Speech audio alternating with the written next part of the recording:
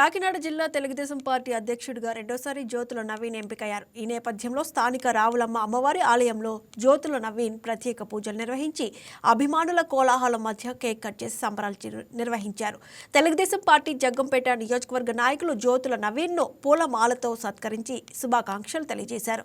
అధిష్టానం నుంచి మళ్లీ తనకు రెండోసారి జిల్లా టీడీపీ అధ్యక్షుడిగా అవకాశం కల్పించిన టీడీపీ అధినేత ముఖ్యమంత్రి చంద్రబాబుకు టీడీపీ జాతీయ ప్రధాన కార్యదర్శి మంత్రి లోకేష్ జ్యోతుల నవీన్ కృతజ్ఞతలు తెలియజేశారు. పార్టీని మరింత బలోపేతం చేసి స్థానిక సంస్థల ఎన్నికల్లో తెలుగుదేశం జెండా రేపరేపలాడేలా చేస్తానని ఆయన అన్నారు.